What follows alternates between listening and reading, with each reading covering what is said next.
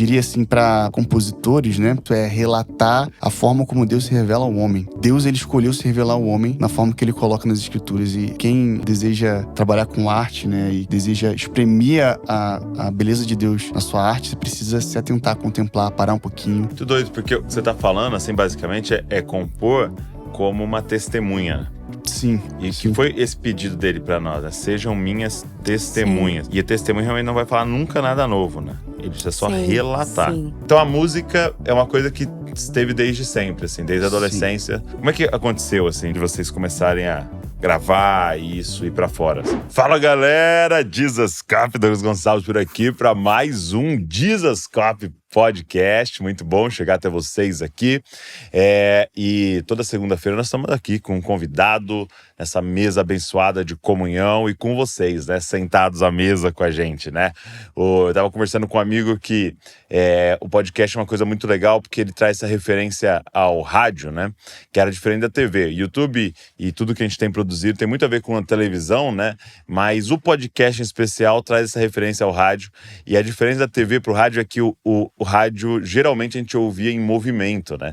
A gente ouvia ou no carro, ou fazendo alguma coisa e tava ali ouvindo rádio. E o podcast tem sido isso. Então todo mundo fala que tá lavando louça, tá dirigindo, tá limpando a casa, tá na esteira. Então nós estamos aí em movimento e podendo ter essa conversa aqui. Isso é muito bom. E é muito legal você que tem divulgado, tem mandado pra galera. E eu queria incentivar você a fazer isso. Se inscreve no canal, deixa sempre um comentário aqui e também manda esse link pra galera. Você vai estar ajudando a gente a alcançar mais pessoas, porque tudo que a gente faz aqui tem um objetivo: deixar a nossa geração mais parecida com Jesus. Então é isso que nós vamos fazer hoje aqui. Beleza? Vambora? Podcast de hoje.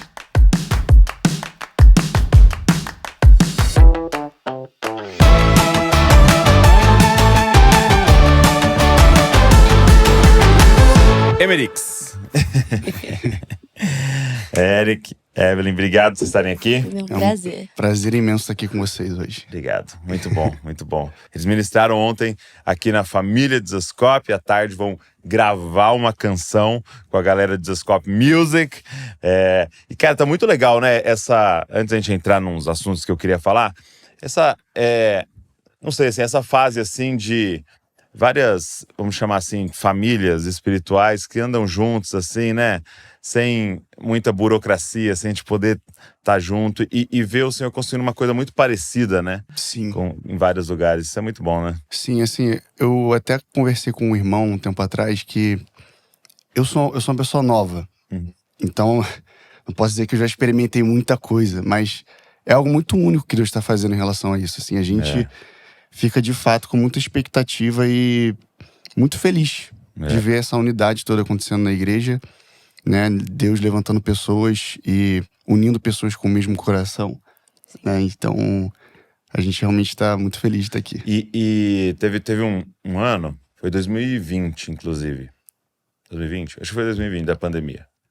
Ou 21, que a gente fez a conferência e a gente ficou naquela dúvida, faz, não faz, tal. E falou, vamos fazer. E aí a gente colocou Maranata, porque por causa da pandemia tava bem alta a gente falar um pouco mais sobre escatologia e tal, né? Sim. E foi muito interessante, foi a conferência mais alinhada que a gente fez, no sentido de, da primeira música à última e de todas as mensagens, tinha exatamente a mesma linha. Assim. Porque as mensagens dá pra você ir falando pras pessoas, chamar os pregadores que tem a mesma linha, mas as músicas eram exatas, entendeu? Sim. Na mesma linha, assim, de construção daquilo que a gente estava entendendo. Então, eu acho isso muito legal, assim, e dá uma força, assim, né, pra essa construção. Porque a gente acaba se despregando, né? Você ouve uma música que tá indo pra cá, outra tá indo pra lá. Mas tem agora uma galera construindo junto, tem sido muito legal. Exatamente. Isso é muito bom. A gente tem feito muitos amigos. Isso, eu acho que nisso tudo é uma das coisas mais preciosas, assim, pra gente. Os amigos que a gente tem feito com essa possibilidade de conexão entre as comunidades e essa proximidade, essa troca. A gente tem aprendido muito e a gente tem feito amizades muito, muito, muito, muito preciosas que tem agregado nas nossas comunidades como um todo. Então, tem sido um tempo muito bom e muito único, assim, da parte de Deus também. E vocês hoje estão no Rio, na One do Rio. E vocês são do Rio?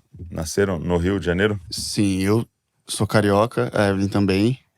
Eu já morei um tempo durante a minha infância no Espírito Santo. Então, meu sotaque, ele não é aquele carioca da gema. Nem minha cultura também, eu sou Nossa, muito carioca vai ficar chateado comigo agora, mas é que eu não sou muito carioca, assim, culturalmente falando. Ah, é? Eu sou mais retraído, mais... O carioca geralmente é mais pra frente. Do que normalmente carioca isso, era. Isso. E o carioca é muito orgulhoso de ser Muito. carioca, né? Então eu vou ofender uma galera aqui agora. É meu país, Rio de Janeiro. Exatamente. Isso. Mas a gente nasceu no Rio, sim. Legal. Sim. E aí eu tava lendo que os dois são filhos de pastor, né? Sim. Deus uniu dois filhos de pastor. Isso. Mas eu queria ouvir a história de cada um de vocês, de como é que foi, assim, a experiência pessoal de cada um com Deus, assim, como é que foi? Eu, na verdade, meus pais se converteram, assim, numa história muito interessante. Minha mãe, ela era espírita, na verdade, né? E quando eu tinha 3 anos, eu tive um irmão. Enfim, ele teve meningite, ele chegou até a ir a óbito. E aí, num evento milagroso, assim, dele ressuscitar, realmente minha mãe se converteu e entregou a vida para Jesus. Então, isso é muito legal. E aí, eu cresci na igreja, né? Desde os meus 3 anos ali, indo para pro ministério infantil e tudo mais. Mas chegou ali na adolescência, aquela fase conturbada da vida, a gente... muitas crises, né? E aí eu acabei me desviando, saindo da igreja. Mas eu tava pensando justamente nisso esses dias e eu acho que a minha história de conversão, ela é muito comum de filhos de pastores, pessoas que estão na igreja, mas ela é um pouco interessante no sentido de que foi no meio do mover de Deus, num retiro, num acampamento, que eu fui tocado por Deus e eu fui mudado para sempre. Então, assim, muitas vezes as pessoas falam, né, criticando, e toda crítica é válida ao movimento carismático, mas assim, a pessoa cai no chão, eu tenho que saber como que ela vai se levantar. Exato. Cara, no meu caso, foi uma experiência dessa, assim, eu recebi um toque de Deus num acampamento de jovens.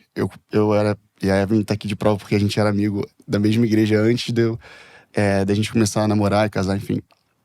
E eu sou outra pessoa completamente diferente. Mudei o jeito que eu falava, mudei as coisas que eu gostava, completamente diferente por causa de um toque num culto de jovens, assim. Então, eu sou meio que o fruto de uma experiência carismática, vamos dizer assim. A minha conversão, ela foi um fruto de uma experiência sobrenatural com Deus. Então, é interessante isso, né? Isso aconteceu durante um acampamento. Sim. No momento de ministração. Sim. Aquele, vem pra frente aqui, ou... Então, na verdade, foi Deus começou a se mover mesmo. Foi no momento da adoração. E aí, as pessoas começaram, enfim, a orar em línguas. E teve aquele mover de Deus na adoração. Sabe quando o culto não tem palavra? Que vai. Só louvor. Só louvor. E eu caí no chão. Eu comecei, na verdade, a sentir minha mão pegando, como se fosse pegando fogo. Okay. Eu caí no chão, falei, quero mais, eu quero mais. E ninguém colocou a mão em mim, nem nada, só caí no chão. E foi muito interessante, porque geralmente a gente chora e a gente é tocado quando Deus fala alguma coisa pra gente fazer, né? Tipo assim, você vai ser um missionário, você vai ser um músico. E naquele momento, não era aquilo que eu tava ouvindo de Deus. A única coisa que eu tava ouvindo de Deus é, você é meu. E eu falando, eu sou teu, você é meu, eu sou teu. Então foi uma experiência fortíssima, assim, com Deus, que mudou. Até hoje, edifica a minha fé, porque eu lembro daquilo e falo, cara, não tem como negar que Deus me escolheu pra ser dele, né? E mais do que músicas, né? A gente vai falar sobre tudo isso aqui, mas nesse momento, Deus, ele, de fato, é como se ele estivesse se achegando a mim e me escolhendo pra ser dele. Muito interessante. Isso é assim. muito forte. E aí, e só de forma assim mais pra entender, o que você viu mudando assim daquele dia? Tipo assim, igual você falou, né? Levantei e tinha algo diferente. Assim, o que você percebeu? Cara, eu percebi que era como se o meu desejo, os meus desejos tivessem mudado. Então, assim, é claro que eu continuei lutando com os mesmos pecados no dia seguinte, né? Continuei lidando com enfim, todas as minhas falhas. Eu ainda era um adolescente, tinha 16 para 17 anos. Então, mas eu via graça. Então, assim, eu sempre caía nas mesmas coisas. Eu sempre tinha dificuldade de obedecer meus pais, né? Caía nos mesmos pecados. E eu via uma graça para os meus desejos serem moldados nesse sentido. De eu preciso me achegar a Deus. Eu preciso me relacionar com Ele diariamente. Então, acho que isso que foi o que moldou meu coração nesse sentido, né? E ao longo dos anos, esse fruto foi acontecendo de... Eu sou uma pessoa completamente diferente. E a Evelyn, de vez em quando, a gente vê umas mensagens, uns vídeos assim, ela fica, cara, eu ainda não acredito que aconteceu. É outra pessoa. É outra pessoa completamente diferente. Parece que aquela pessoa nunca existiu, assim. Então... Mas em que sentido, Evelyn, assim? Você diria? Cara, os gostos dele, o jeito dele se portar, o jeito dele falar, as coisas que ele mais se sentia impelido. Eu conheci o Eric antes, né? A gente foi pra esse retiro junto, foi o mesmo retiro que a gente teve uma experiência com Deus. E no mesmo dia, eu lembro que foi muito engraçado, que a gente estava depois desse momento de ministração, que foi ali que eu também tive um encontro com o Senhor. E aí, ele me chamou, a gente estava com um grupo de amigos, que nós éramos muito próximos. E aí, ele me chamou chorando muito, e aí ele contou o que tinha acontecido, eu contei pra ele o que tinha acontecido comigo. E aí, a gente começou a chorar por esse grupo de amigos que não tinha... tido esse mesmo encontro com a presença de Deus, né? E a gente começou a chorar e eu vi coisas que antes não incomodava ele, não feria o coração dele.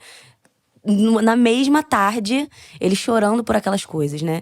E depois, assim, ao longo do tempo, a gente continuando, né, sendo amigo, eu via ele uma pessoa completamente diferente, assim.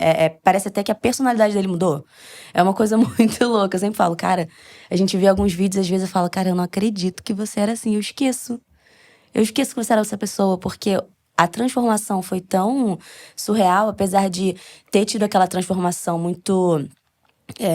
aquele toque muito profundo, que gerou uma transformação evidente até um tanto rápida, também teve o processo gradual de transformação e santificação. Então, a gente olhando para os anos que a gente é amigo por mais de 13 anos, hoje vendo isso, eu sempre falo, cara, você é outra pessoa. Nem parece que ele era que eu conhecia, muito diferente. Cara, isso é muito doido, porque... E é doido que parece assim, né? Que o Eric era uma coisa e depois ele virou outra, né? Mas a impressão que eu tenho nesse processo de conversão é que, na verdade, é o que você não era, né? No sentido de... Até quando você percebe essa mudança de personalidade e tal, é porque havia ali um personagem nosso construído, principalmente por causa do pecado e das nossas coisas, das nossas feridas. A gente vai construindo essa até que a psicologia chama de uma persona, que assim, né? E aí, quando vem esse toque do Espírito do Evangelho e você tem a liberdade de ser você agora de novo, né? Sim. Ou pela primeira vez, né? Esse abandono aqui. Então, não é como se ele tivesse transformado em algo novo, mas na verdade te colocado no original, assim, né? É verdade. Isso é muito real. E você, Evelyn? Bom, foi no mesmo retiro? Foi no mesmo. Que é isso? Gente, é loucura. Quando eu tinha 4 anos, a minha mãe voltou pra Jesus. Ela também, na adolescência, se desviou. Mas quando ela tinha 4 anos, ela tinha 29. Ela ouviu a pregação do evangelho através de uma pessoa. Levou ela pra igreja, ela voltou. E nisso ela me levava junto. Cresci na igreja, cresci vendo minha mãe orar, chorar. Eu lembro que eu ia na sala... De madrugada eu acordava com a minha mãe chorando. E eu ficava preocupada, assim. Ficava, mãe, o que tá acontecendo? Você tá bem? E minha mãe, não, filha, tá tudo bem. E eu não acreditava, porque eu falei, não é possível que ela tá de madrugada chorando, ajoelhada na sala, aconteceu alguma coisa. E ela só falava, não, filha, eu tô bem, eu tô falando com Jesus. E aquilo me tocava muito. Eu lembro disso até hoje, de vezes que eu encontrei minha mãe chorando na sala, orando. E... eu escutava muita música, muito louvor. Eu cresci muito, né, nesse ambiente. Eu lembro que na nossa casa, antes da minha irmã nascer, a gente tinha uma sala de TV. E minha mãe sempre deixava rolando algum louvor, alguma ministração. E aí um dia tinha uma mulher ministrando e ela tava cantando uma canção que ela falava muito sobre toca-me, toca-me, toca-me. E minha mãe me conta essa história até hoje eu tenho lembrança desse momento. Eu tinha uns 7 anos. E eu lembro que eu tava assim, eu senti uma mão. Minha mãe tava desse lado, eu senti uma mão no meu braço, desse lado. E aí eu olhei pra minha mãe assim, mãe, Jesus me tocou. E eu ouvindo aquela ministração, eu falei assim, mãe, Jesus me tocou. E a minha mãe, filha, então vamos chorar, pra continuar prestando atenção e tal.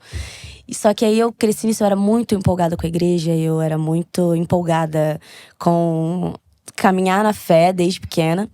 Só que aí na pré-adolescência, aquela coisa, acho que quase todo filho de pastor passa por isso. Que na pré-adolescência, muitas confusões, né? muitas coisas novas, aquela coisa de festa, a galera saindo e a galera da escola é completamente diferente de mim. Acho que é uma das… Eu acho que só tinha 2 crianças, filhos de cristãos e pastores dentro da sala. Então, acabei sendo muito jogada para muitos lados, assim. E aí, mais ou menos na pré-adolescência, eu me afastei. Minha mãe nunca deixou eu não ir na igreja. Era mandatório. Mas eu não tinha… Eu tinha esfriado, eu não tinha a mesma intensidade de antes, aquela mesma pureza de antes em relação à igreja, as coisas de Deus. Mas aí, eu lembro que eu era amiga do Eric, antes desse retiro já. Eu tinha uns 14 anos. Eu tinha 16, eu tinha 14.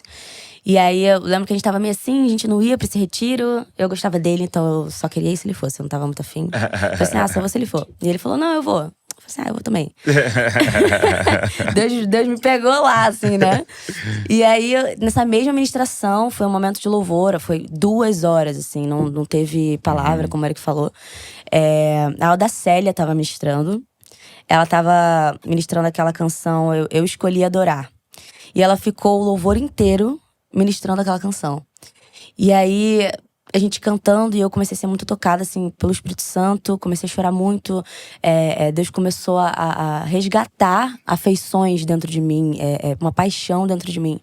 E aí, uma irmã, que na época ela cuidava de mim, né? Ela me discipulava. Ela veio, impôs as mãos sobre mim. Eu fui batizada em línguas. E aí, eu caí no chão e eu comecei a ter uma experiência de… sentimento de paternidade e pertencimento. Que eu tinha muitas crises com rejeição. Eu tinha muitas crises com me sentir deslocada, desconectada, não pertencente a algo, ou a alguém, ou a algum lugar. E eu lembro que Deus foi só me lavando. Me lavando. E eu comecei a orar em línguas. Eu já tinha ouvido falar sobre isso. Eu via minha mãe orar em línguas. Mas aquele toque, naquele momento, foi muito profundo. E eu lembro que, quando eu saí de lá, eu senti essa mesma graça, assim, que o Eric falou, né? Quando a gente se encontrou e a gente começou a chorar, eu falei, meu Deus, como o Senhor foi capaz de transformar meu coração, ainda que… iniciando um processo, iniciando uma jornada, tocar tão profundamente as raízes dos desejos da minha alma, das dores da minha alma, que não sanaram 100% naquele momento, mas que me deram uma direção, né? Me deu um norte, me deu um destino, me deu um propósito, né? Vamos dizer assim. Então, foi nesse mesmo momento, assim, né? Que a gente teve essa experiência com o Senhor. E foi… Caramba. Uma coisa que eu acho interessante nisso tudo, que a gente experimentou isso, né? É que muitas vezes as pessoas, ao longo da história, a gente lê, né, sobre a vida de homens de Deus, a processo de conversão, eles se chegando a Deus por meio do intelecto, e é um processo de conversão genuíno, a gente valida isso totalmente, mas a gente também não despreza a experiência que pode acontecer, de repente, num culto, num ajuntamento, num lugar secreto, dentro do seu quarto, que Deus pode falar e te marcar de uma maneira experiencial, assim, né? No sentido de marcar as suas afeições, marcar o seu interior e receber um toque de Deus. Então, E você tem muitos relatos na Bíblia, né? Então, não teria como, né, alguém querer desprezar isso. Eu acho que existe um caminho por causa de excessos, né? A igreja sempre fica querendo envergar pro outro lado e tal. Mas existe um lugar no meio de fidelidade bíblica mesmo, porque você vê o pessoal em Éfeso, né? Os discípulos em Éfeso, aí Paulo chega lá e fala, mas e aí, o que vocês receberam o Espírito Santo? Não, a gente recebeu o batismo de João e tal. Então lá tá falando que eram discípulos, entendeu? Mas de fato existe um toque do Senhor que acontece, né? E eles foram tocados, né? Lá na casa de Cornélio. Então você vê vários relatos, assim, de realmente um toque do Senhor, e o próprio Atos 2 e tal. Então, eu acredito que nós precisamos voltar a isso, porque o que vocês dois relataram foi muito um toque de mexer nas afeições. Né? Porque existe uma coisa importante que é entendi. Eu preciso estar nesse lugar. Eu entendi, eu preciso ir para a igreja. Eu entendi, eu preciso buscar o Senhor. Isso é muito legal. Agora essa eu quero e desejo e é a coisa que eu mais quero da minha vida, a ponto de eu chorar por algo. É isso, são nossas afeições. Aí é um outro lugar, né? Uma coisa ainda mais profunda. E eu acho que o Senhor quer ir, né, em todas essas camadas, né? Sim. Todas essas camadas. E seja num ambiente mais carismático, onde você chegou a cair no chão como uma experiência como essa, ou não. Ou às vezes não vai ser dessa maneira, mas você vê o Senhor tocando suas afeições, né? Sim. E mudando tudo, né? Isso é muito importante. Isso é muito legal. E aí, como é que vocês terminaram casando, né? Então, vocês têm essa amizade ali juntos, tal, cresceram juntos nessa comunidade e tal, e aí depois decidiram que iam ficar juntos. A gente tem cada um tem sua perspectiva da história. Toda vez que a gente vai contar pra algum amigo, fica aquela versões. coisa, não, calma aí também, né? Mas a gente sabia da existência, né, um do outro, assim, por causa da igreja. A gente ficou amigo mesmo quando eu tinha 14, ele tinha acabado de fazer 14, o Eric tinha acabado de fazer 16. Acho que o Eric nem tinha feito 16 ainda. E aí, a gente era muito amigo, eu comecei a gostar dele, aquela coisa, né? E aí, a gente foi seguindo a amizade, não ia rolar e tal. E aí a gente, tá bom, vamos ser amigos. A gente chegou a ter uma conversa dessa, né? Que foi muito importante pra gente.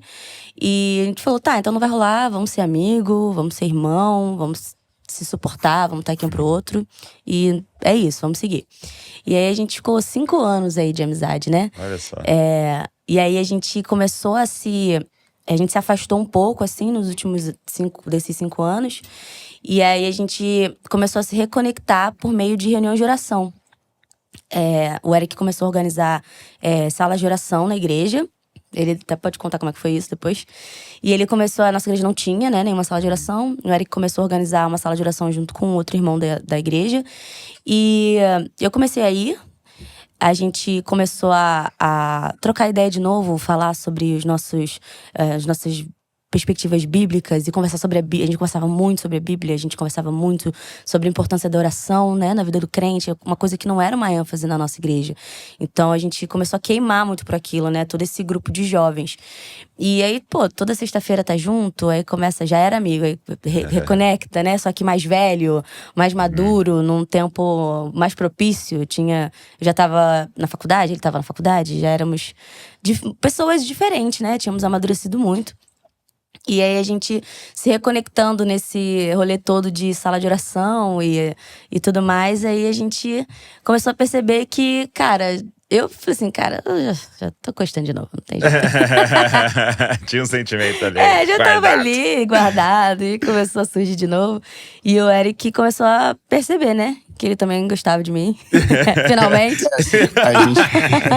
Depois de 5 anos ele entendeu. É porque assim. Muito lento, Zé.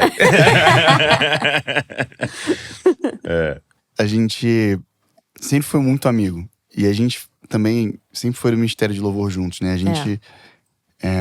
Desde essa época. A gente toca junto desde 14, 16 anos. É mesmo? Então lá já tinha junto. música envolvida. Sim. Então a gente sempre foi melhor amigo, assim. Então a gente é aqueles meninos que você olha assim na igreja e são os melhores amigos e tu não fala assim, eles podiam ter ficado juntos. Tanto quando a gente assumiu que a gente tava namorando, todo mundo comemorou. Porque legal, assim, poxa, legal. todo mundo já sabia que isso ia acontecer.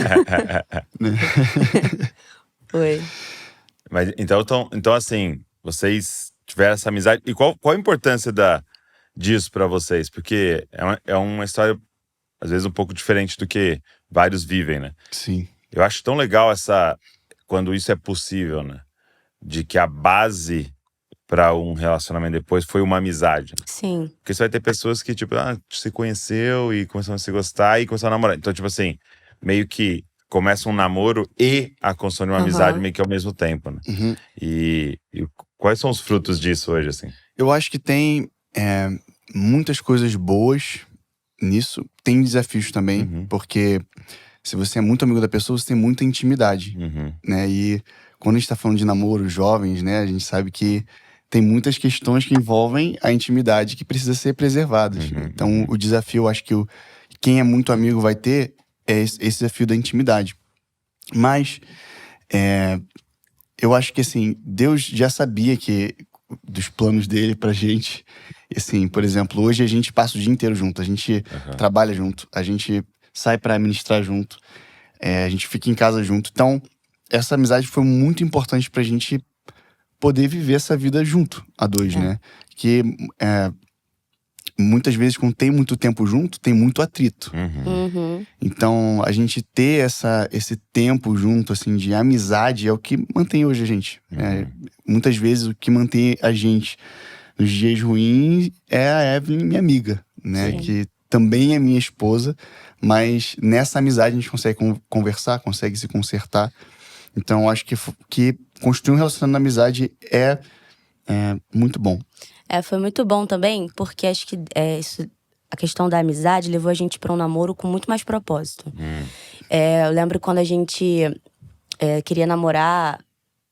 Antigamente tinha, não sei, acho que até hoje tem um pouco disso, né? A gente até aconselha os jovens na nossa igreja a se conhecer um pouco mais, a ir um pouco mais com calma, né? Só que a gente era muito amigo, a gente era melhor amigo há 5 anos. E aí eu lembro que a gente foi conversar com o nosso pastor, que viu a gente crescer, literalmente viu a gente crescer, viu a nossa amizade desenvolver, viu tudo. Lembro que ele falou assim, cara, acho que vocês já se conhecem tanto, vocês já sabem tanto um do outro, eu acho que vocês sabem o suficiente, que querem estar juntos. E aí eu lembro que antes até da gente conversar, né, sobre esses sentimentos recíprocos, o Eric falava muito sobre, cara, meu próximo namoro é pra casar. Eu não quero ficar de namorico, eu não quero namorar sem nenhum sentido. E eu falava, cara, eu também não. E se eu tiver que esperar um pouco mais, estar mais madura, ou esperar um pouco mais de tempo pra encontrar essa pessoa que me dá esse senso de eu vou namorar pra casar. Essa pessoa é com quem eu vou passar a minha vida. Essa amizade deixou isso muito claro pra gente. Quando a gente sentou e a gente, cara, eu gosto de você, você gosta de mim. A gente é muito amigo desde sempre e a gente não consegue olhar pro futuro e não ver essa amizade do jeito que é ou até mais, né? Então, a gente já foi muito certo de que a gente queria casar. E a gente não tava pra brincar, assim. Tipo, a gente não vai namorar por uma carência ou só porque a gente aqui agora tá gostando um do outro. É um namoro recreativo, né? Exatamente. Eu diria que agora você falando isso, é um alinhamento de propósito, né? A amizade, ela traz esse alinhamento de propósito. A gente é alinhado naquilo que a gente quer, naquilo que a gente entende sobre relacionamento, né? Então, essa amizade alinha o nosso propósito. Sim, alinham muito. Porque até a gente tava entrando assim, cara, a gente é muito amigo. Se isso aqui não for pra dar certo, vai dar ruim, porque não tem como. A gente é muito amigo. E dá uma estragada na amizade, né? Dá uma estragada, não tem jeito, gente. Não dá pra voltar depois. A gente falou assim, então a gente tá dentro disso, né? Então a gente tá. E cara, isso é tão legal pra todo mundo tá nos ouvindo aqui, assim, porque como é importante.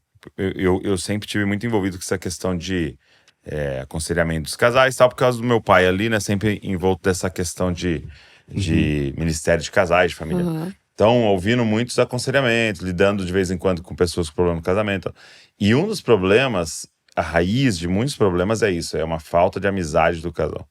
Né? Você percebe que houve um romance, houve a atração física, tudo isso e tal, e aí se casaram e tal, e tem até filhos e tal, mas não souberam ao longo do tempo construir uma amizade entre os dois, né? Pra se sentir confortável, pra falar certas coisas, pra perguntar certas coisas. Não, e aí você acaba tendo uma construção de uma certa rivalidade até. Nossa, é verdade. Entendeu? Se você não tá construindo uma amizade, você começa a construir uma rivalidade. Pô, mas ela quer aquilo, eu quero aquilo. Pô, ela sempre não sei o quê, eu sei. Aí você começa a perceber que tá tendo uma rivalidade, né? Então, eu acho que no casamento tem duas coisas assim, muito importantes, que é a gente construir o amor. E o amor tem muito a ver com esse sacrificial, do dar, do entregar, né, o ágape, né? De Jesus indo pra cruz e tal. Então Jesus ama, né? Ama o perdido, ama o pecador. Ele ama o ladrão da cruz. Mas existe uma outra coisa construída no casamento, que é o gostar. Sim. Então Jesus não gostava daquele ladrão. No sentido de, tipo, meu aniversário. Sim. Ele gostava de Lázaro, ele gostava de Maria, ele tinha Betânia, um lugar que ele gostava disso. Então ele vai lá no leprosário. Mas onde que você gosta? Então eu acho que no casamento, sabe, ele tem que construir essas duas coisas. Tipo assim, eu amo a Val, daria a vida por ela. E gosto de estar com ela. Eu gosto de conversar, eu gosto de sair, eu gosto. Entendeu? Porque não adianta a gente querer achar que nós somos o Jesus aqui, que vai ficar a vida inteira sempre no sacrificial. Sim. Fazer o que eu não gosto, vamos lá, porque eu amo. Uhum. Não existe. Isso aqui é uma construção, né? Uhum. É uma construção de a gente se adaptando, falando o que ela gosta. Deixa eu ser essa pessoa também gostável, né? Sim. E aí ela também, a gente se achando. E é uma amizade, né? Construir. Então, é muito legal isso, assim, de você pensar nisso. Eu preciso construir uma amizade com a minha esposa. Eu preciso construir uma amizade com o marido. E a amizade gera gostos em comum. Sim, total. Tinha coisas que eu nem ouvia, eu nem curtia. Quando eu comecei a ser amiga do Eric, comecei a escutar. Isso. Ele começou a ver certas coisas e a gente foi… Quando a gente via… A gente era muito diferente. A gente tava até conversando isso ontem com a Dani e o Fábio. De que a gente, ao mesmo tempo que a gente é muito diferente, a gente é muito parecido. Porque tanto tempo sendo amigo e agora tanto tempo junto, que só de junto a gente já tá há 8 anos. Que os gostos viraram o mesmo, as mesmas coisas. A gente gosta das mesmas coisas, a gente curte o mesmo tipo de rolê. A gente gosta de fazer a mesma coisa. Vai se achando, né? E vocês casaram depois de quanto tempo? Namorando? Olha, a gente casou com 3 anos e alguma coisa. A gente noivou com 2 anos e pouco de namoro. Essa história é interessante, porque assim, quando a gente estava na primeira igreja que a gente cresceu e tudo mais, a gente não tinha muito uma perspectiva de casar. Por mais que ela tenha falado, eu quero uma mulher pra casar. Esse propósito, mas era… Mas assim, era muito distante na nossa mente. Né? Eu tinha meus 21, 22 anos, ela tinha 20. Então, assim, pra gente era uma coisa que ia acontecer depois de se formar, aquela coisa do brasileiro de casar quando tiver tudo pronto. Você estava estudando o quê? Eu estudava produção fonográfica e ela psicologia. Pô, produção fonográfica. Produção fonográfica, de áudio. Hoje eu não atuo em nada disso, mas tudo bem. Hoje eu sou músico. Mas tá lá. Tá em casa. Quando você sabe dar pitaco. Exatamente, às vezes dá ruim. Às vezes dá ruim no som, ele vai lá e… Opa, acho que é isso aqui, hein? Mas, enfim. E aí quando a gente chegou na Igreja One, todo mundo era muito novo lá. E todo mundo era casado. O Ale já tinha 2 filhos, né? O Alessandro Vilas Boas, que era o pastor do Rio na época, quando a gente chegou lá. E aí, aquilo me deu um confronto. Ninguém chegou pra mim e falou, olha, vocês precisam casar agora. A gente tinha 1 ano de namoro só, quando a gente chegou. Só não, né? Já é bastante coisa. Mas assim, ninguém chegou pra gente e impôs, vocês precisam casar. Mas eu olhando aquela realidade, principalmente na revelação de Deus como um pai, que a gente precisa assumir essa responsabilidade, de que Deus ama a família. Aquilo foi confrontando meu coração, que eu falei, cara, a gente precisa casar o quanto antes, né? Porque eu acho que, principalmente pros namorados, eu acho que é muito importante não ficar muito tempo namorando. Né? Eu sei que, caramba, a igreja vai se meter na minha vida. Não é sobre isso, mas é sobre a gente seguir o exemplo de Cristo e aquilo que tá recomendado nas Escrituras, que é viver uma vida piedosa e de santificação. Então, essa realidade era tão presente na nossa comunidade quando a gente chegou, tanto de santificação, quanto a mensagem de que Deus ama uma família, né? E as pessoas tão jovens e tão maduras, que aquilo me confrontou. E eu cheguei na época, pra pessoa que tava fazendo boas-vindas, e eu ainda tava chegando lá, e falei, cara, eu quero casar. Ele falou, não, beleza, vou te ajudar. Vai nessa loja, ó, compra aliança tal e tal. E aí a gente noivou lá numa missão quando a gente foi pra Londres. Sim. Eu pedi ela em casamento em Londres. Que isso? Gente… Subiu o nível do… Cara, foi o meu sonho Hollywood. Foi o pedido dos meus sonhos. Foi na Tower Bridge, né? Foi, na Tower Bridge. Aí a gente foi pra uma viagem missionária lá em Londres, com a igreja. E eu pedi, mas assim, cara, foi assim… Eu ouvi de Deus, mais uma vez. E é muito engraçado, porque a Evelyn sabe que eu sou uma pessoa muito racional.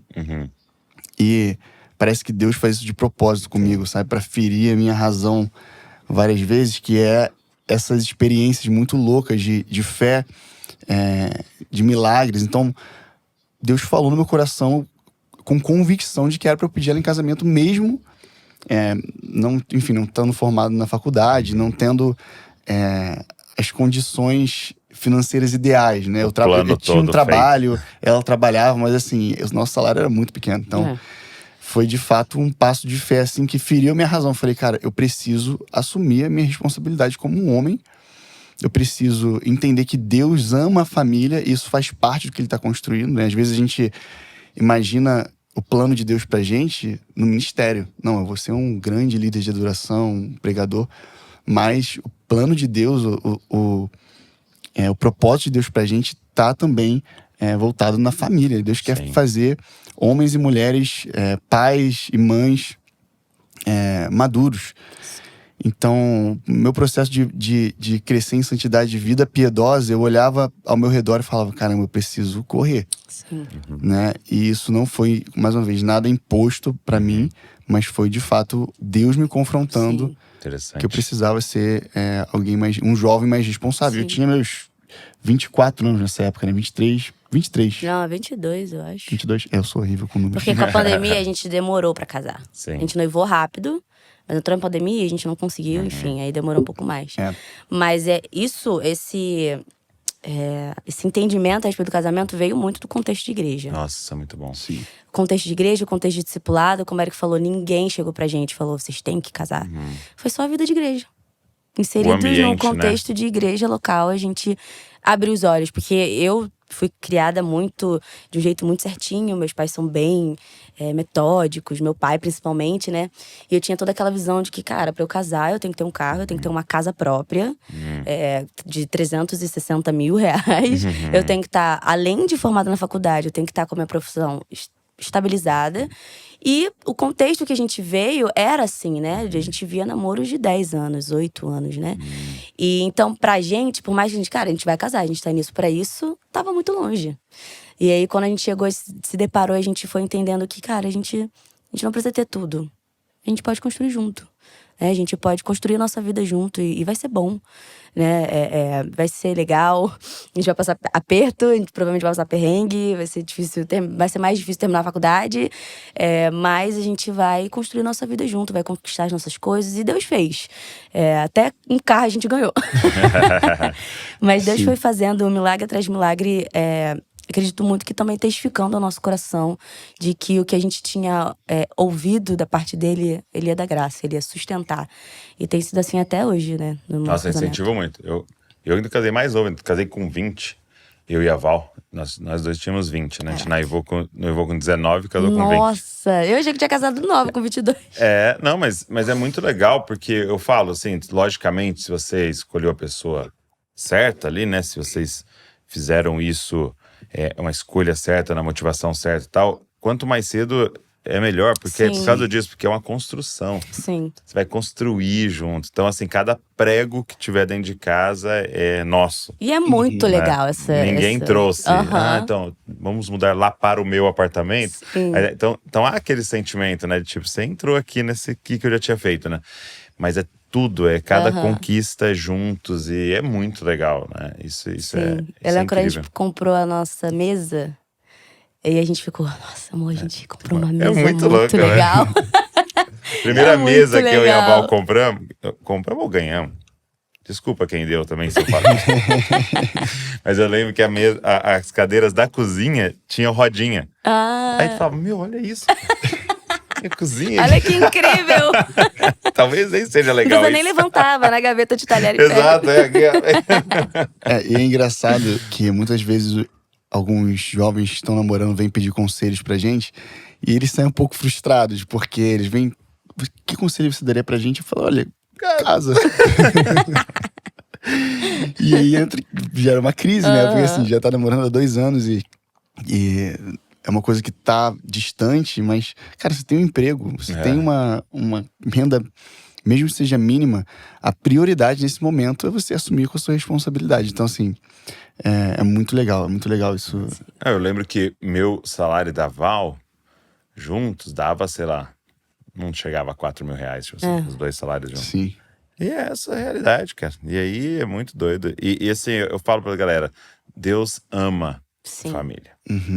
Porque a primeira coisa que vai acontecer é que a sua comunidade, as pessoas ao seu redor vão abraçar. Então, alguém vai dar uma geladeira, alguém vai dar uma mesa, alguém vai dar um sofá, alguém vai dar as coisas. Então, primeira coisa é que todo mundo já passou por isso. Então, todo mundo é compassivo, né? Tem compaixão com o novo casal, né? E segunda que Deus ama. Deus ama. Eu lembro que eu trabalhava, eu fazia trabalho e aí à noite eu fazia uns trabalhos de design e tal. E como o senhor ia mandando os trabalhos, sabe? Assim, pra pagar as contas exatas, assim. E é a história de todo mundo. Sim. Então, é realmente esse passo em direção a algo que você sabe que é o desejo de Deus. Assim. Então, com certeza. É muito... E aí, então a música é uma coisa que esteve desde sempre, assim. Desde a adolescência, vocês envolvidos com música na igreja e tal. Mas quando é que vocês compreenderam que o senhor ia começar a usar isso de uma forma... Como é que aconteceu, assim, de vocês começarem a gravar isso e ir pra fora, assim? Então, a música na minha vida sempre existiu porque meu pai, ele é artista plástico, né? Que legal. Inclusive, ele ouve muito podcast do Dizescope, ele ama. Então, meu pai sempre incentivou, eu e meu irmão também é músico, a buscar a arte de uma maneira geral. Então, isso sempre esteve presente na nossa vida. E aí, quando a gente começou a tocar junto, a gente viu que a igreja, na verdade, já conhecia que a gente tinha esse talento, a gente foi sendo colocado. Eu comecei tocando guitarra na igreja, eu não cantava. Tá. Quem me ajudou a cantar foi a Evelyn. Ela falou, caramba, você tem uma voz legal e tal. Eu ficava, olha, ele canta. Mas assim, eu acho que a história de como que a gente começou a compor e as composições começaram a ser cantadas, ela tem muito a ver com a nossa chegada na comunidade que a gente está hoje, que é a Igreja One. Né? A gente chegou na Igreja One, a gente já ministrava louvor, a gente já era envolvido com o movimento de adoração, a gente já conhecia muita coisa. Cara, mas assim, foi uma virada de chave pra nossa vida a gente ter chegado lá, porque primeiro que eu recebi uma profecia em 2017, uma pessoa que tava chorando muito, foi muito forte, foi um momento muito marcante assim, pra mim, que Deus ele ia me guiar a uma nova comunidade e ali eu ia encontrar uma família. E a gente chegou na igreja num momento muito delicado da nossa vida. A gente estava frágil, a gente estava quebrado, a gente estava ferido com a igreja. Então, nesse processo todo que a gente está falando até agora, parece que é mil maravilhas. Sim. Mas muitas coisas aconteceram até esse ponto e a gente estava quebrado. Né? A gente estava quebrado, totalmente desacreditado. E a gente chegou lá na igreja. A gente não queria nem ser do louvor. A gente não queria ser louvor, a gente não queria fazer nada, a gente não queria servir. E a gente chegou lá, era uma igreja numa casa. Era que a gente chama de base, né? É uma casa que a igreja alugava, que no terraço aconteciam os cultos. E a gente foi no primeiro culto. Tava bem no início. Bem no início. A gente foi no primeiro culto do One Rio de Janeiro aberto. Que antes eles faziam cultos fechados. Inclusive, eu lembro até hoje, o Alê tava pregando sobre avivamento e me marcou profundamente esse dia. Cara, e a gente encontrou, de fato, naquela comunidade, uma família. Assim, a gente viu coisas que a gente nunca tinha visto, a gente experimentou coisas que a gente nunca tinha experimentado. E hoje, depois de 6, 7 anos, a gente vê que o que a gente viveu naquele tempo era muito real. Né? A gente foi muito acolhido, muito abraçado pelos meninos, pelo Alê, o Davi, na época, pastoreava, o Davi Cardoso, o Canta, o Carlos era nosso pastor também. Então, assim, a gente encontrou de fato uma família e recebeu essa mensagem. A gente foi muito impactado pela mensagem da Igreja One. E a gente já tinha esse envolvimento com arte, com música, mas a gente começou a compor quando a gente começou a viver essa vida de igreja coletiva. A gente começou a se engajar com a igreja coletiva. Então, a maioria das nossas canções, se não todas, acho que todas, elas surgiram em momentos da gente numa casa, na casa de alguém, na sala, tocando, orando, buscando a Deus. Então, e daí a gente tocava no culto de domingo, e aí do culto de domingo tocava no outro culto de domingo de uma outra localidade, e aí isso foi... as canções foram se espalhando, né? Então, eu só queria dizer que a nossa história com a música e as composições, elas têm muito a ver com a nossa chegada a essa comunidade. Sim. A nossa igreja local, ela é completamente foi completamente a base do nosso ministério. A gente foi muito nesse processo de cura por meio da igreja, de discipulado, onde a gente foi muito formado, a gente foi ensinado, a gente foi acolhido. Nós também fomos confirmados pela igreja, isso é muito importante quando a gente fala de um ministério extralocal, né? A confirmação da igreja, a igreja ver aquilo em Deus a respeito da sua vida, né? Ver que você tem essa cooperação no corpo. E a igreja começou a confirmar muito e acreditar na gente, e a gente nem acreditava, assim. A gente tinha recebido algumas palavras proféticas a respeito disso, a respeito de canções e gravar um álbum. E a gente chegou lá desacreditado de qualquer coisa do tipo. Mas a igreja acreditou muito na gente. E a igreja falou, cara, a gente tá com vocês e a gente vai suportar vocês. E eu lembro que a gente passou por uns processos de muita insegurança, muito medo. Eu tinha muito medo de me perder, assim, sabe, nisso. De ficar focando nisso. E a igreja foi muito essa coisa de puxar a gente pra realidade. Até hoje, a igreja é o local que puxa a gente pra realidade, né? De serviço, de humildade, de fazer parte da vida do irmão. Sim. Que, cara, é o meu irmão da igreja e eu vou fazer parte da vida dele, eu vou me doar por ele. E nesse processo todo, né, muita das teologias das nossas canções, nós fomos ensinados na igreja. Nós fomos ensinados em discipulado. Por exemplo, 1 Coríntios 15, ela surgiu de uma pregação do nosso pastor. E aí ele ia um momento de comunhão, e a gente foi estudar mais a fundo nisso, foi terminando de escrever a música. Então, todas as nossas composições que estão lançadas e a gente ainda tem para lançar, vai ter a igreja ali. Sim. Vai ter um ensino da igreja ali, vai ter o apoio da igreja ali. E nisso entra muito o apoio do presbitério a respeito das gravações das músicas, né? O apoio do One Sounds. Cara, a gente tem visto que essas canções têm impactado a igreja. Sim. Saiu do âmbito local. Não só impacta a igreja do Rio, mas também tem impactado as outras comunidades, né? Outras pessoas que iam, às vezes, no One, ouviam a música, gravavam no celular e levavam pra igreja pra tocar. E aí, nisso, eles... Cara, vamos gravar isso? Vamos gravar Permanecerei? E aí a gente grava Permanecerei. Depois, vamos gravar numa live? Depois, cara, a gente precisa gravar um álbum de vocês. Então, a igreja ali sempre sendo esse suporte, a galera dando esse incentivo. E a gente, cara, só vamos. A gente foi... Cara, vamos ser fiel ao Senhor. Deus tá propondo essa jornada pra gente trilhar. Deus tá propondo isso pra gente. E esse é um assunto que me toca muito, porque eu sempre fui uma pessoa sozinha, né? Eu sempre tive muita dificuldade em me relacionar. Sempre fui alguém tímido. Já sofri bullying no colégio, enfim, aquela criança reprimida, né?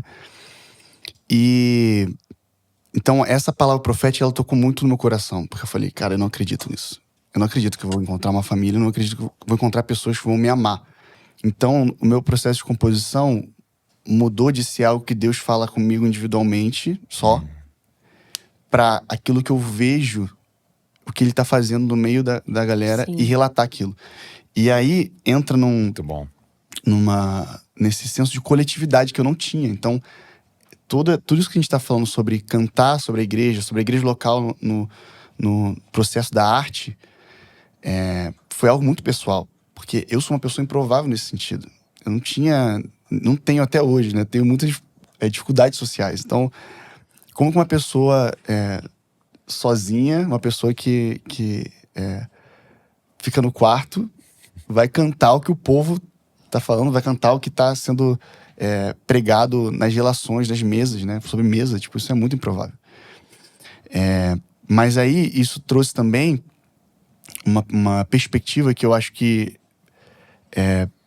muito do compositor, do líder de adoração que deseja compor, essa contemplação da beleza de Deus em sua revelação. E aí, revelação não tô falando aqui de dom espiritual, de palavra de conhecimento. Tô falando na forma como Deus se revela ao homem, né? E aí eu comecei a ser muito impactado por isso. Eu quero relatar aquilo que Deus revela. Muito bom. E ultimamente eu tenho sido muito impactado por um texto de Salmos 19 que fala que os céus declaram a glória de Deus, né? Um dia fala outro dia. A noite conta a revelação outra noite.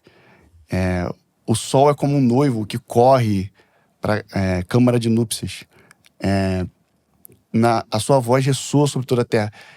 Eu sinto muito, assim, eu entendo que isso é Deus expressando a beleza e a glória dele na criação. Sim. Então, quando a Bíblia fala que a gente é indesculpável, é porque Deus tá colocando na nossa frente a revelação não só de que ele existe.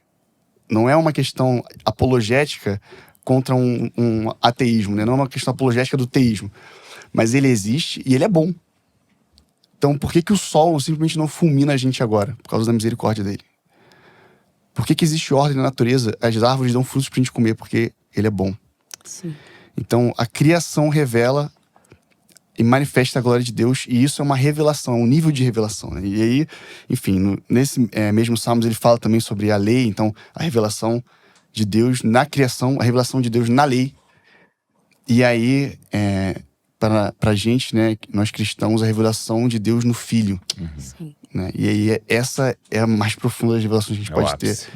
É o ápice, que é a revelação pessoal, a revelação que a gente encontra dentro da gente, né? Então, eu diria assim para compositores, né? Se eu pudesse compartilhar uma coisa que queima no meu coração em relação a isso, é relatar a forma como Deus se revela ao homem. Ok. E não se ater tanto o que a gente quer revelar, o que a gente... Porque todo mundo quer falar alguma coisa, né? Eu acho que... Quase como um jornalista ali, né? Isso. Todo mundo quer falar uma coisa super nova. Todo mundo quer falar uma coisa nova ou quer impor, muitas vezes, né? Na sociedade que a gente vive, eu acho que cada um quer impor o seu ponto de vista. E eu acho que Deus, ele escolheu se revelar ao homem na forma que ele coloca nas escrituras. E quem deseja trabalhar com arte, né? E deseja exprimir a beleza de Deus na sua arte, você precisa se atentar, contemplar, parar um pouquinho. Muito doido, porque o que você tá falando, assim, basicamente, é compor como uma testemunha, né? Sim. E que foi esse pedido dele pra nós, né? Sejam minhas testemunhas. Sim. E a testemunha realmente não vai falar nunca nada novo, né? Ele precisa só relatar. Sim. Eu vi isso aqui, entendeu? Eu era cego, agora eu vejo. Entendeu? Eu estava indo pro inferno e agora eu fui salvo. Então é só um relato, né? Com certeza. E não existe cabeça sem corpo, né? Então isso é uma coisa que a gente... às vezes os líderes de adoração das igrejas que a gente vai, eles chamam a gente pra conversar e perguntam como é que vocês compõem, como é que vocês compuseram tal música. Qual é o método? Vocês juntam, vocês fazem...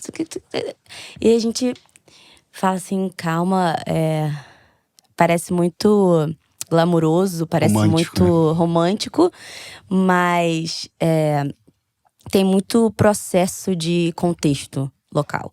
Tem muito processo de igreja, tem muito processo de ver a revelação de Cristo no seu corpo. Que é a parte que eu digo que é mais difícil. Gente, é muito prazeroso estar no quarto, você contemplar a beleza de Deus. E você, às vezes, eu gosto de fazer isso, né? Eu abro a janela, eu gosto de contemplar a natureza e me imergir nisso, né? Nessa contemplação. E a parte mais gostosa de tudo é o nosso quarto com Deus. A gente tá ali ouvindo, não tem ninguém balbuciando aqui do lado. E eu digo que uma das partes mais difíceis é sim a igreja, o relacionamento. Sim. É deixar a pessoa entrar na sua vida, falar na sua vida, falar na tua composição, né? Ó, isso aqui não tá muito certo. E uma coisa que a gente sempre tem falado primeiro lugar, o seu relacionamento com Deus é pela comunhão com Deus. Você deve fazer isso pelo desejo de ter comunhão com o Senhor e não para compor uma canção. Isso. Você deve ler a Bíblia toda e sempre, com o fim de que você seja transformado, com o fim de que aquela palavra viva e eficaz, que é como a espada de dois gumes, te corte, Sim. te fira, separa suas juntas e medulas, Sim. te transforme, né? Em um processo de santificação e transformação à estatura de Jesus, né? E participar da igreja, ter uma vida de comunidade local que também testifique isso. Né? A gente não acredita em jornada cristã, ministério sem igreja, sem pessoas, sem discipulado, sem vida compartilhada, vida comunitária. A gente não acredita nisso de maneira nenhuma.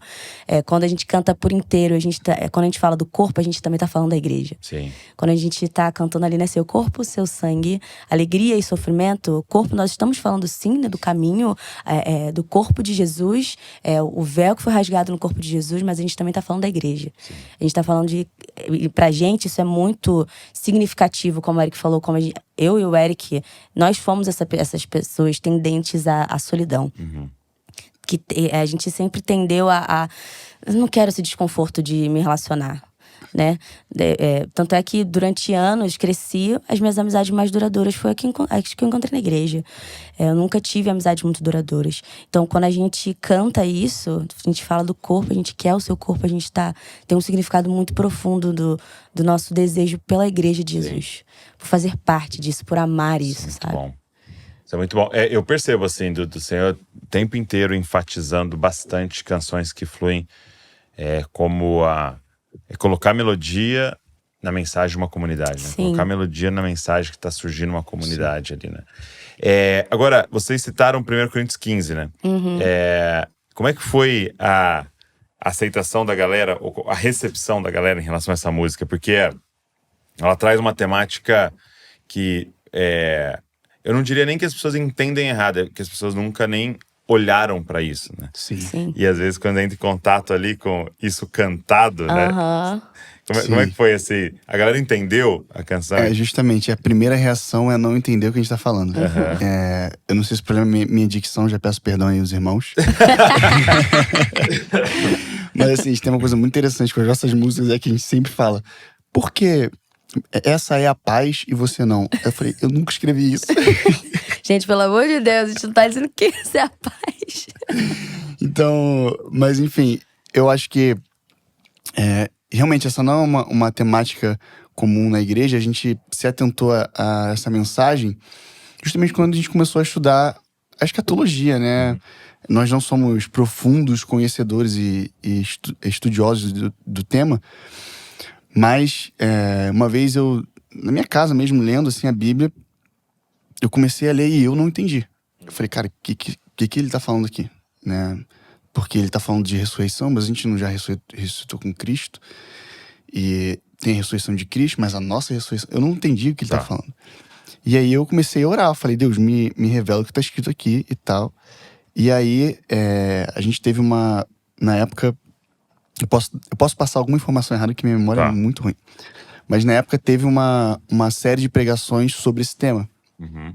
E aí na igreja, nas igrejas caseiras, na igreja, nos cultos públicos, a gente começou a expor esse texto e se debruçar sobre ele. E aí eu comecei a ver, na verdade, né, o que chamou minha atenção e que foi o sentimento e a impressão que eu tive para compor a música, é que existe sim uma esperança na ressurreição vindoura. Total. Então, a nossa esperança hoje tá em Cristo. Sim. Cristo morreu por mim, levou meus pecados com alegria. É essa que meus pecados são perdoados. O meu pecado foi levado na cruz. Mas a Bíblia também fala sobre uma esperança vindoura da ressurreição dos nossos corpos. Né? Quando ele fala de semente, que a semente tem que morrer para que seja gerada a árvore ali. Ele tá falando sobre justamente os nossos corpos mortais serem feitos algo semelhante a Deus. Né, da natureza divina. Então, quando a gente passa por esses sofrimentos terrenos, tendo essa revelação e esse entendimento, esse imaginário prático da ressurreição, isso afeta muito a nossa adoração. Total. Eu acredito. E também, uma vez me fizeram uma pergunta muito interessante, né? Tem muitas perguntas dessas, né? Que as pessoas não entendem a letra, que entendem tudo errado. Mas também tem muitas perguntas interessantes. Falei assim, cara, o que a esperança na era vindoura ou a esperança na ressurreição afeta na maneira como a gente adora? E aí eu falei, cara, isso afeta completamente a maneira como a gente adora. A gente adorar a Deus sabendo que a gente espera algo literal, de que o meu corpo hoje, com essas limitações, com essas falhas, que a gente vai ser livre totalmente dos nossos desejos carnais, né? A gente vai ser liberto da aflição de não poder se achegar a Deus como a gente gostaria. A gente tem uma limitação hoje, física, material, no nosso corpo, cara, isso gera uma esperança muito profunda, no meu coração, pelo menos, quando eu adoro com essa mente, com essa percepção. Sim. Eu vejo que a doutrina da ressurreição, ela traz também pra gente uma verdade assim que muda tudo, como você está dizendo, né? Que é, o Senhor ama a matéria. Sim. O Senhor criou a matéria. Não vai só desfazer ela. Exato, porque por muito tempo a gente aprendeu como se fosse, isso aqui é ruim, né? Então nós estamos só aqui passando por essa fase para virar então o que ele quer, que é uma alma, né? Algo imaterial. E não, o Senhor criou isso aqui, ele olhou e falou, isso é muito bom. Tanto que a gente sempre confundiu muito nessa questão da carne e corpo, né? Corpo, o Senhor ama o corpo, o Senhor fala sobre o corpo, o Senhor tem textos para você cuidar do seu corpo e como isso honra o Senhor no seu corpo, né? A carne é esse impulso interno tocado pelo pecado que quer te levar ao pecado. Então é outra coisa. Agora, ele ama o corpo, né? E aí, como isso muda a nossa prática do dia a dia, né? Sim. Quer dizer, o Senhor ama isso daqui, entendeu? E a ponto de eu vou cuidar disso daqui, mesmo sabendo que eu vou morrer. Por quê? Porque é um estilo de vida dos filhos de Deus. Sim. Cuidar do corpo, cuidar da natureza, cuidar da matéria. Porque nós estamos pregando uma coisa. Não que vá dar certo. Sim. Porque tudo vai ser destruído, vai ter novos céus, nova terra. Mas há um estilo de vida que eu não me aguento. Eu tenho que viver dessa forma. Porque eu entendi o que o meu Senhor ama, né? O que ele gosta, né? E aí depois compreender, nós vamos ressuscitar. Né? E eu teve um cortezinho que fizeram de uma mensagem minha sobre ressurreição e achei interessante os comentários. Porque o pessoal também não compreendeu. Porque eu falo, não, a gente vai ressuscitar, e nós vamos ressuscitar com um corpo. E nós vamos reinar com ele eternamente, agora com um corpo glorificado, mas que é um corpo, que é o que come, Sim. né, que anda. Porque é o exemplo dele. Ele ressurreto nos deu o exemplo. Sim. Então é um tema assim a se cantar mais, a se pregar mais. Assim. E isso também.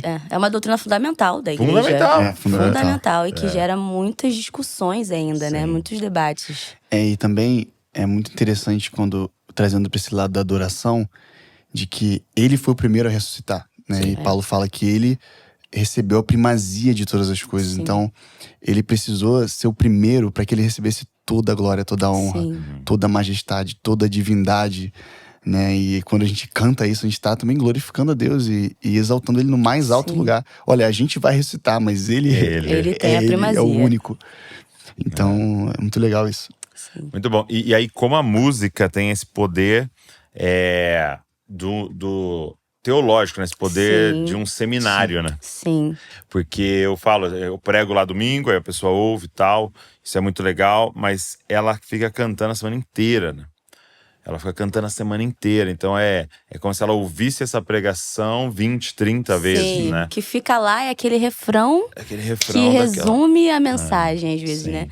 Eu acho muito interessante esse poder de ensino que a música tem dentro da igreja, exatamente. Essa pedagogia que a música traz.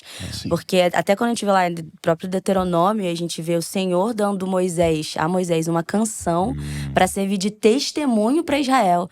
Muito então bom. ele vem, Moisés cantando essa música para o povo de Israel para ser passada em gerações, vem falando sobre todos os feitos de Deus, testemunhando tudo o que Deus tinha feito, falando sobre a obstinação do coração daquele povo e o que Deus ainda faria. E ele fala dessa música, ensine essa música para as gerações, para que sirva de testemunho a Israel. Muito bom. Então, o poder de uma canção com um ensino teológico ser maturada do interior de alguém, às vezes a pessoa canta, ela tá só cantando, às vezes ficou na mente, mas ela vai cantando aquilo e calma aí, eu não sei se eu entendi isso direito. E, por exemplo, 1 Coríntios 15, a gente quis botar o nome 1 Coríntios 15 entre parênteses o refrão, justamente pra pessoa saber onde procurar. Sim. Não entendi. É uma música realmente que quando você ouve assim de primeira, você não vai, às vezes, a maioria das vezes, a pessoa que não tem um profundo entendimento teológico não vai pegar ali. Peguei. Como é o esplendor do sol, a lua entre as estrelas. E a gente falou assim, cara, vamos botar a passagem, porque se a pessoa tá cantando, ela fala assim, cara, eu não sei se eu entendi tudo que essa canção tá querendo dizer, ela vai direto pra passagem. E ali ela pode estudar, ela pode se aprofundar. E eu acho que isso é muito interessante, de quando você se preocupa, um líder de adoração se preocupa com conteúdo teológico, né? Tem um livro acho que foi do Russell Shedd, de Adoração Bíblica, que ele fala que o louvor da igreja, a teologia do louvor da igreja revela a saúde dessa igreja. Então, quando você vê numa canção, cara, tem muitos ensinos errados no meio, que viraram senso comum no meio da igreja por conta de canções com erros teológicos. Então, imagina o poder de canções com uma teologia, com uma teologia correta, né? Com uma profundidade bíblica, com um ensino, às vezes a respeito de algo que não tem sido tão falado, mas uma canção ecoa na mente de um irmão, ecoa no coração daquele irmão, ele começa a ser tocado por aquilo, começa a estudar sobre aquilo, se interessar por aquilo. Então, como você falou, uma responsabilidade muito grande compor canções para a igreja, né? A gente precisa ter esse zelo, esse temor de, cara, o que eu tô compondo ensina também. O que eu tô compondo fica na cabeça das pessoas, né? Então, fazer isso para edificação do corpo. Porque hoje tem essa ideia de que existe o irmão líder de adoração, que ele vai focar na música, e existe o irmão da palavra. E aí o irmão que se dedica ao ministério da palavra, ele estuda. E o que se dedica ao ministério da música, ele foca na parte musical. Ele estuda a música. Mas, como a Evelyn acabou de falar, é muito importante que a pessoa que lidera a adoração na igreja local, né, que se propõe a compor canções que vão ser cantadas pela igreja, tenha assim… sejam músicos teólogos. Sejam músicos que têm uma base teológica, né? Então, um exemplo muito claro sobre isso é aquela música Quero Conhecer Jesus, do Alessandro Vilas Boas, que é muito engraçado, porque eu ouvi diversas pessoas assim, ao longo da minha vida sobre essa música. Quero conhecer Jesus, mas eu já conheço Jesus. Sendo que a música não estava falando sobre quando a gente se converte, quando a gente ser apresentado a Jesus. Ela está falando sobre o conhecimento de Deus, sobre conhecer a Cristo profundamente, intimamente. Então, depois de um tempo, eu vi essas mesmas pessoas… tô entendendo. Agora eu entendi que quer conhecer a Deus. Então, realmente, você vê que a música tem um papel muito forte nisso. Não, muito louco. Acho que também a gente tem uma coisa um pouco ruim, assim, na igreja, que é como se teologia fosse coisa de quem quer fazer faculdade disso. Mas a gente acaba perdendo aquele… Como é que eu falo, né? Aquele anseio de sermos estudantes de Deus. Eu não preciso, claro, talvez ser igual um irmão que ele é teólogo, né? Às vezes isso não é o meu caminho, né? Mas eu preciso desejar conhecer a Deus. Nós fomos feitos para isso, nós vamos fazer isso eternamente. Nos foi dada a vida eterna, não para que a gente tivesse somente uma esperança de que nós não vamos morrer eternamente. Mas a vida eterna que nós já podemos também viver hoje é conhecer a Deus. Né? É conhecer o único Deus, podemos experimentar do privilégio que é estudar a palavra, conhecer o coração de Deus, conhecer o caráter de Deus. O privilégio que nós temos de poder nos aprofundar na revelação bíblica. E eu acho que essa que se criou, né, da rivalidade de se eu estudar teologia eu vou esfriar. Né? É claro que a teologia, se ela não for misturada com fé, e com o poder do Espírito Santo, ela pode sim levar a ceticismos e a incredulidades, mas ela misturada com fé, com o Espírito Santo nos ensinando a respeito do próprio Deus, ela é de uma transformação da nossa caminhada piedosa e de santificação tremenda. Quando eu estava lendo esses dias Hebreus 4, e eu acho interessante que às vezes o autor vem escrevendo e tem aqueles versículos de transição e a gente acha que ele tem TDAH. Por que ele tá vindo? Ele estava vindo falando sobre descanso, né? Tava lembrando os hebreus de que existe ainda um descanso da parte de Deus e que não acabou lá, né? Em Canaã. Ele tá explicando sobre o descanso e aí ele fala… se não houvesse outro descanso, Deus não falaria sobre o hoje, sobre outro dia. Ele não falaria sobre outro dia. E do nada ele vem falando que a palavra é viva e eficaz, é como uma espada de dois gumes, que né, parece que ele tem TDAH. O que ele tá mudando de assunto? Mas na verdade, ele tá colocando isso como… Ele vem falando que a diferença da mensagem que os hebreus receberam para a mensagem do povo de Israel não é a mensagem, mas é que ela não foi recebida com fé. E aí, logo depois, ele falando sobre… Mas nós recebemos essa mensagem com fé, ele fala sobre a palavra. Então, ele tá ligando sobre… A gente não apenas recebe a mensagem, mas ela precisa ser crida e praticada, vivenciada. E isso é a importância do conhecimento de Deus e das Escrituras na prática da nossa fé. Para nós sabermos como nós devemos caminhar, como nós devemos nos portar, qual é o caminho do piedoso, qual é o coração do piedoso, qual é o desejo do piedoso. E isso não só de obter uma informação, mas a palavra sendo viva e eficaz, ela age como um agente transformador e catalisador da nossa jornada de fé. Então isso é muito importante. Que demais. É isso. Precisamos de mais músicos, teólogos, como você disse, não de academia, né? Não só, mas que estudantes de Deus, né? Sim. Para que unam essas duas coisas, né? E isso tem sido incrível, a gente vê surgindo cada vez mais. Quais são os… já tem um projeto novo aí a caminho? Vocês estão trabalhando em algo, então? Já tá compondo um álbum, né? A gente tá terminando de escrever algumas canções. A gente acabou de lançar um álbum no final do ano passado, então a gente ainda tá trabalhando ele.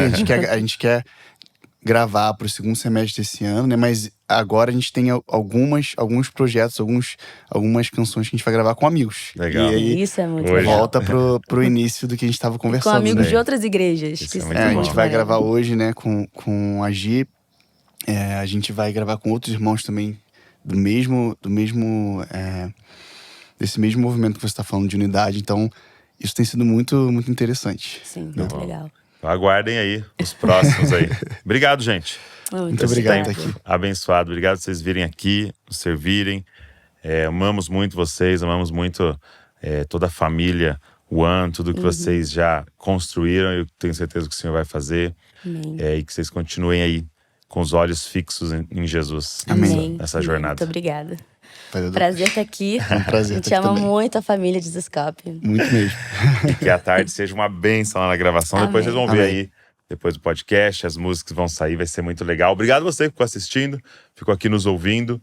E eu queria te fazer um pedido, pega esse link, sai mandando para todo mundo aí, para mais pessoas terem acesso a essa mesa abençoada, serem tocadas por esse testemunho. Deus abençoe você e não se esqueça, você é uma cópia de Jesus. Valeu.